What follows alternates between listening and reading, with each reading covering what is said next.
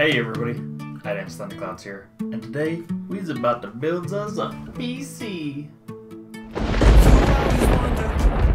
If you move to a new town, if you could maybe start again. You always wanted to tear the city walls around you down, but you don't know where to begin.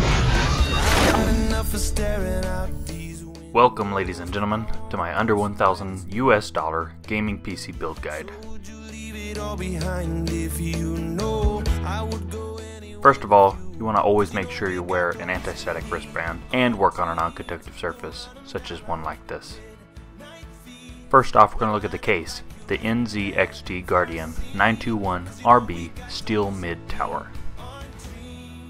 Here's what the tower looks like powered on. Up in the top, there are 3 numbers and 3 probes for heat sensing. Taking a look at the motherboard, it's MSI A78M E35, comes with one AMD FM2 Plus and a FM2 CPU socket, 2 dual-channel DDR3 DIMM slots, front USB 3.0, 1 PCI Express 3.0 by 16 slot, 6 SATA 6 gigabits per second slot, 4 USB 3.0, 8 USB 2.0, 1 HDMI port, 1 DVI port, 1 D-sub port, 8-channel 7.1 HD audio, also comes with the Overclock Genie 4 command center, 4K ultra high def port, and it's a micro ATX board.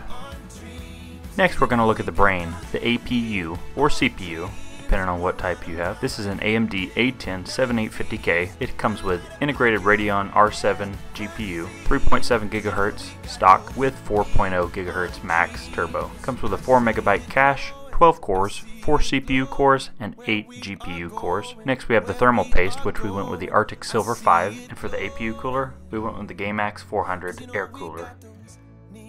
Next we're going to talk about the GPU. The MSI N750TF2GG5/OC comes with 1 HDMI, 1 D-sub, and 1 dual-link TVID. It is PCI Express powered, so no other connectors are needed. Also comes in red and black coloring. The core clock speeds are in megahertz at a 1085 with a boost of 1163 on overclocking mode, 1059 with a boost clock of 1137 on gaming mode, which is my personal favorite, and then a 1020 at a 1085 on silent mode, which I personally don't use. Also, it comes with a dual fan heat pipe cooler. Next, we're going to talk about our power supply unit. We went with a Corsair CX600M.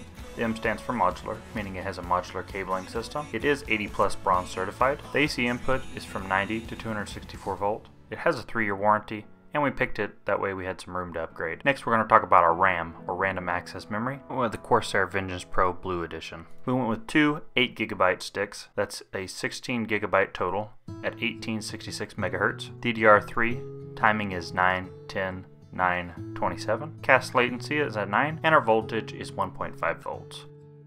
Moving on to our first storage drive, we went with a CRUICIAL BX100 SSD, 250 gigabytes of storage, 2.5 inches, 7mm form factor, 7mm to 9.5mm spacer.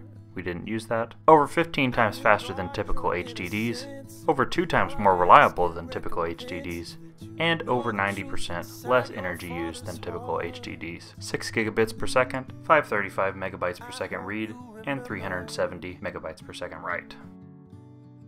Moving on to our second storage drive, we went with the Western Digital HDD for our long-term storage. It's a black edition, which is meant more for gaming. It comes with a 5-year limited warranty, comes with dual-core processor, and 6 gigabits per second, 7200 RPM, 3.5-inch form factor, and it's 1 terabyte storage with 64 megabyte cache. Next, we'll talk about our optical drive. We went with an Asus OEM power-saving drive. You can opt out for this if you like to. You'll just have to use either an SD card or a thumb drive of some type. This particular one allows you to permanently delete the data on writable disks. It also writes in those forms and reads in those forms as well. We'll move on to our peripherals. Our keyboard and mouse came as a Cooler Master CMSTORM Devastator gaming gear combo. The blue LEDs are in both the keyboard and the mouse, and the keyboard has a toggle on and off. The keyboard has dedicated multimedia keys, and the mouse has an ergonomic flat body. The mouse also has a toggle switch for 1000, 1600, and 2000 DPI mouse modes. Here's what the Cooler Master CMSTORM Devastator keyboard looks like when it's powered on. And here's what the Cooler Master CMSTORM Devastator mouse powered on looks like.